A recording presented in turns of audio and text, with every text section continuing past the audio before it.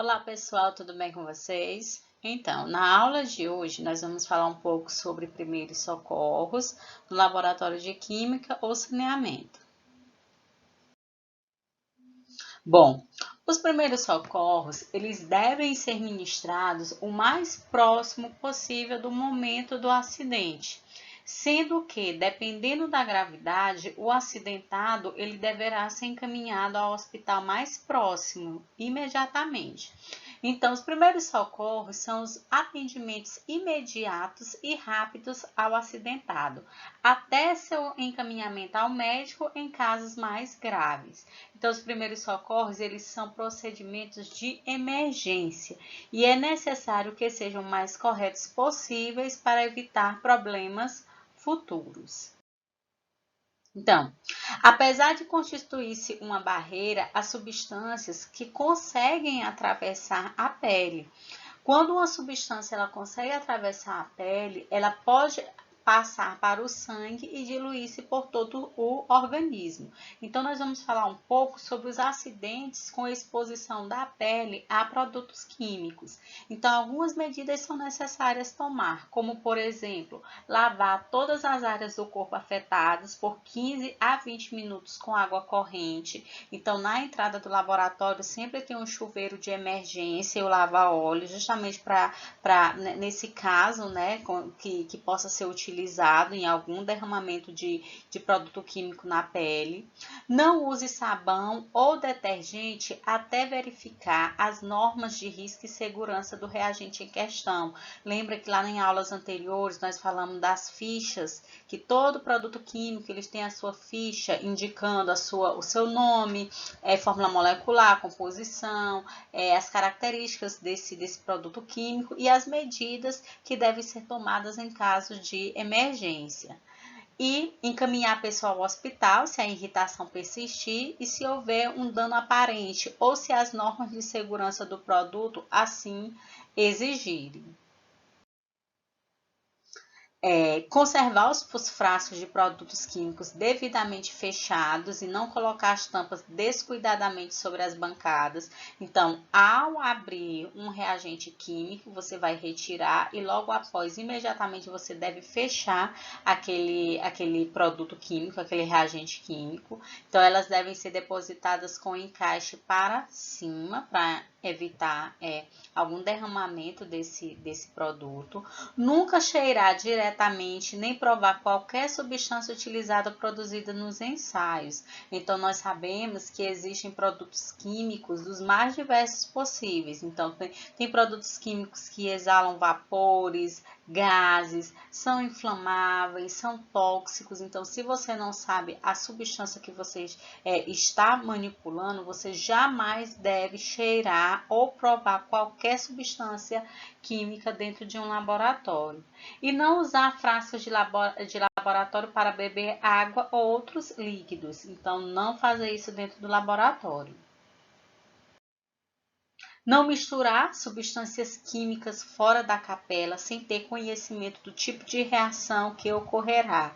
Então, todos os produtos químicos eles devem ser manuseados dentro da capela, porque na capela tem um sistema de exaustão que pega esses vapores, principalmente reagentes químicos que exalam gases, vapores e joga para fora do laboratório.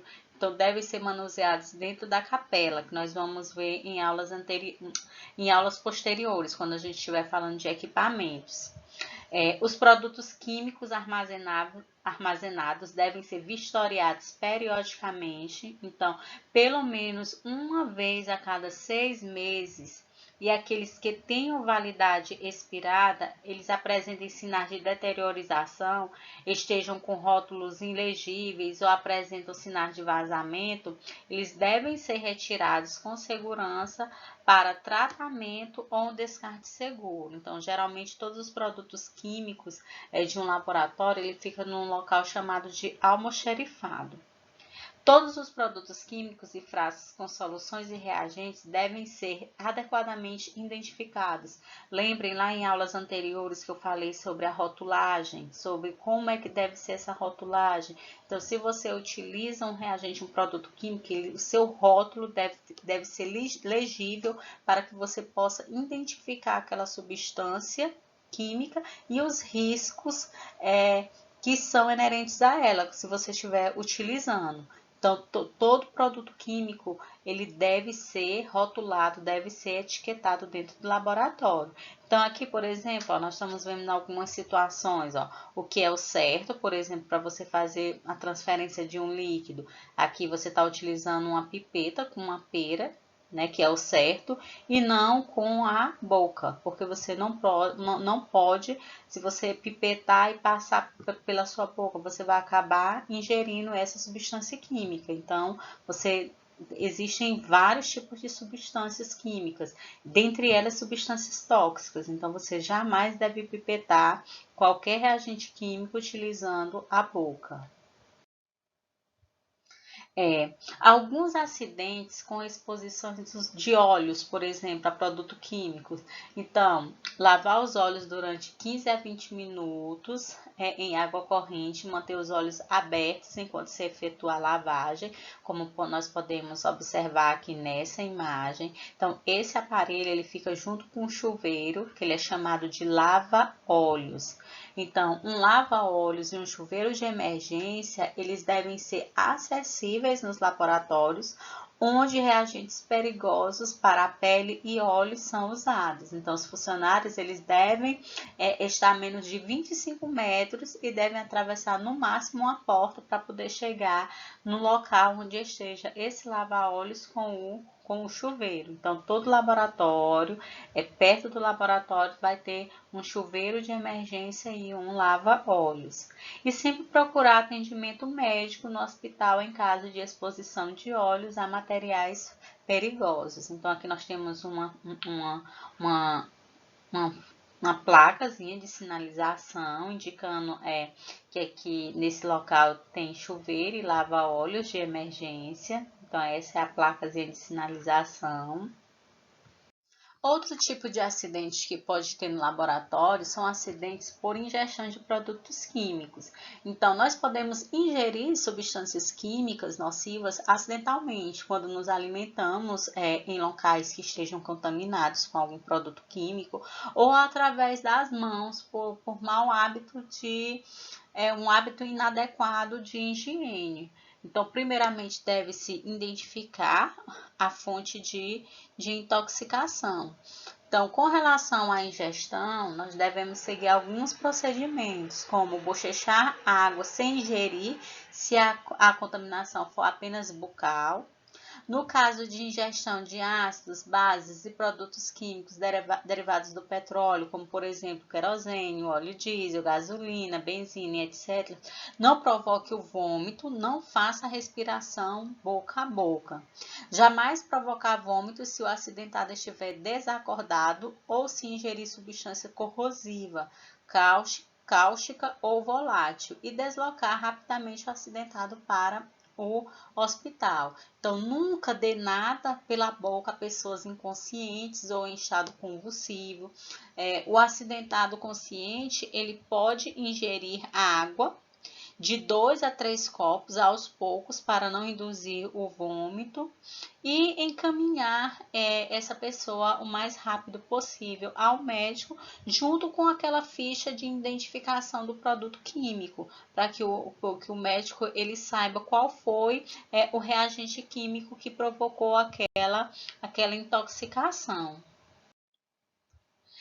Nós também temos acidentes relacionados a material perfuro cortante, então nós devemos lavar exaustivamente com água e sabão o ferimento, a pele exposta ao sangue ou líquido orgânico, lavar as mucosas com soro fisiológico ou água em abundância, não provocar maior sangramento no local ferido e não aumentar a área lesada, a fim de minimizar a exposição ao material infectante e utilizar alguns antissépticos tópicos, como por exemplo o álcool.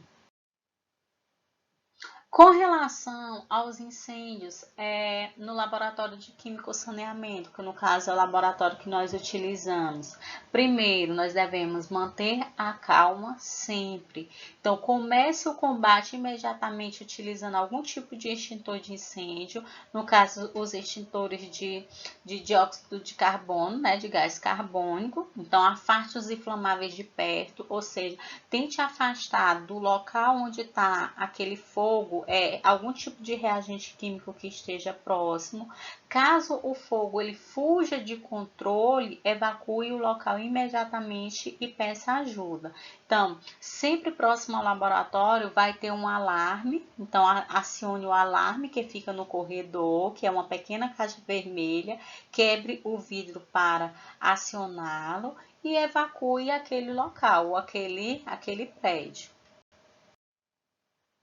Em seguida, um outro procedimento muito importante é desligar a chave geral de eletricidade para que esse incêndio não seja maior. Ligar para o corpo de bombeiros, né, com o bombeiro 193, dê a exata localização de onde é que está ocorrendo aquele incêndio, mostrar o local e informe que este é um laboratório químico, que existem diversas substâncias, reagentes químicos que estão presentes naquele laboratório, para os bombeiros eles terem consciência de que tipo de fogo ou de incêndio pode ocasionar em relação a esses produtos químicos. Então, se a situação estiver fora de controle, abandone imediatamente a área, acione o alarme e não tente dar uma de herói em caso de incêndios. Ainda com relação ao incêndios, nós devemos ter outros procedimentos, como por exemplo, quando o fogo irromper em um becker, por exemplo, ou um balão de uma reação, basta tapar o frasco com uma rolha, uma toalha ou um vidro de relógio, de modo a impedir a entrada de ar, porque o gás oxigênio ele funciona como combustível. Então, se ele não entra naquele espaço, o fogo ele tende a se apagar porque aquele combustível que proporciona, que alimenta aquele fogo, ele vai cessar. E quando o fogo atingir, por exemplo, a roupa de uma pessoa, algumas técnicas são possíveis, como por exemplo, levá-la para debaixo do chuveiro de emergência, que eu já havia falado anteriormente. Então, há uma tendência da pessoa correr, aumentando a combustão. Nesse caso, deve derrubá-la e rolá-la no chão até o fogo ser exterminado. Se você correr, você tem o quê? O gás oxigênio. O gás oxigênio ele funciona como combustível. Então, o fogo ele vai se alastrar. E melhor, no entanto, é embrulhá-lo, a pessoa, rapidamente em um cobertor para abafar aquele fogo e ele cessar. Então, pode-se também utilizar o extintor de gás carbônico. Jamais use água para apagar o fogo em um laboratório. Então, você vai utilizar um extintor de incêndio de gás carbônico ou de pó químico. Então, fogo, por exemplo, em algumas substâncias como sódio, potássio ou lítio, utiliza-se um extintor de pó químico e não de gás carbônico. Então, também pode-se usar os reagentes carbonato de sódio ou cloreto de sódio para conter esse fogo. Então, a areia, ela não funciona para, por exemplo, substâncias como sódio, potássio e lítio. Então, a água, ela reage violentamente com estes metais, por isso ela não deve ser utilizada para apagar fogos relacionados que tenham essas substâncias. Bom, vamos falar um pouco agora sobre os extintores de incêndio. Então, os extintores, eles são aparelhos de fácil manuseio, destinados a combater princípios de incêndio. Então, de acordo com a norma brasileira 12.693, sistemas de proteção por extintores de incêndio, um extintor de incêndio é um aparelho manual, utilizado com a finalidade de combater princípios e focos de fogo que contêm um determinado agente extintor para certos tipos de incêndios. Então, nós temos diversos tipos de extintores de incêndio, como extintores de água, extintores de pó químico, extintores de gás carbônico. Eles recebem o nome do agente extintor que transporta em seu interior, como eu havia falado. O extintor de água, ele contém água em seu interior. O extintor de gás carbônico, ele contém gás carbônico no seu interior. Então, aqui nós temos, para que ocorra o fenômeno do fogo, é necessária a presença de 4 elementos, que é chamado de tetraedro do fogo. Então, é preciso ter um combustível, um comburente, o calor e uma reação em cadeia. Então, a combustão, ela é uma reação química exotérmica, ou seja, uma reação química que libera calor, entre 2 reagentes, que é o combustível e o comburente, em que ocorre uma grande quantidade de uma liberação de energia na forma de calor. Então, o combustível é a substância oxidável, responsável por alimentar a combustão. Exemplo, a gasolina, a madeira, o gás de cozinha, o álcool, o diesel, dentre outros. O comburente vai ser a substância que intensifica a combustão. Então, na maioria dos casos, o comburente é o gás oxigênio, O2. Então, a combustão, ela só ocorre na presença do combustível e do comburente. Assim, ela só é finalizada ou interrompida pela falta de um desses reagentes, ou a falta do combustível ou a falta do comburente. Então, para prevenir ou extinguir um incêndio, nós devemos eliminar um dos 3 componentes. E o uso de extintores, ele baseia-se nesse princípio. Então, conforme o tipo, os extintores atuam por resfriamento, por exemplo, o extintor de água, ou eliminação do oxigênio de contato com o combustível, como os extintores, por exemplo, de gás carbônico ou espuma mecânica.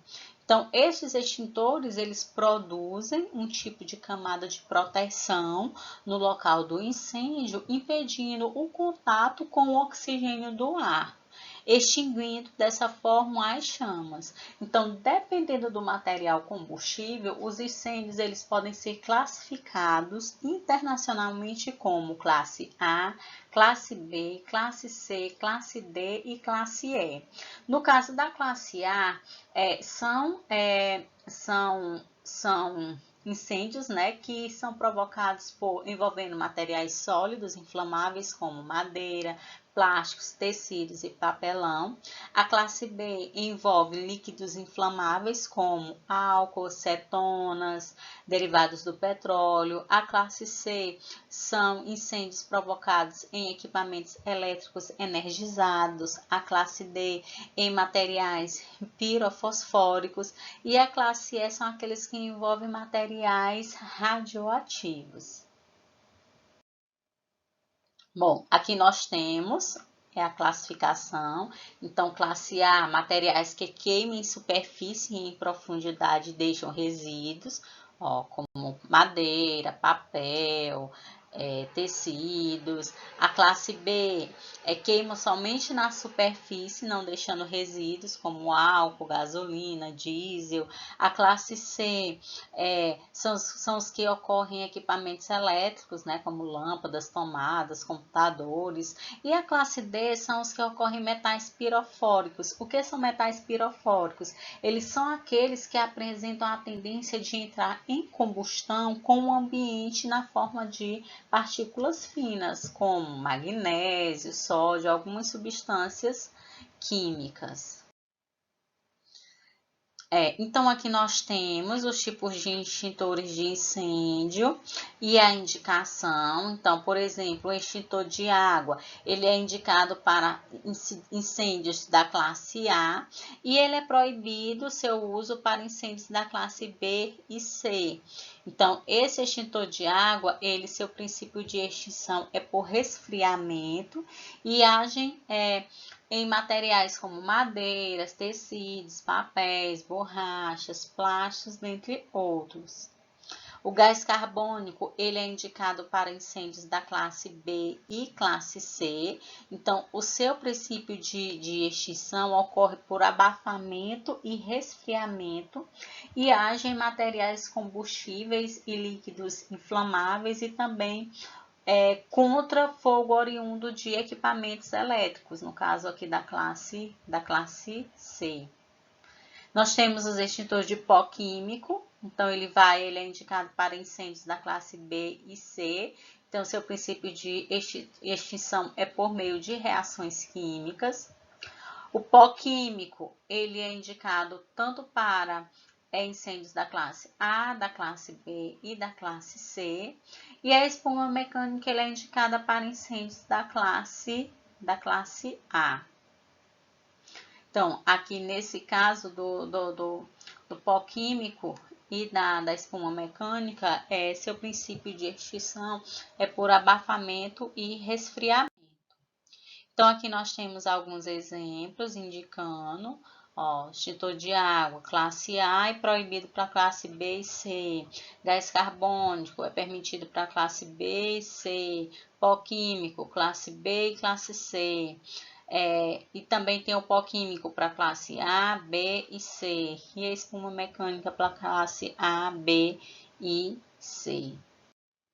Então, essas aqui são algumas referências que foram utilizadas no preparo dessa aula e que vocês podem estar utilizando, né, para aprofundar o conhecimento de vocês sobre o conteúdo.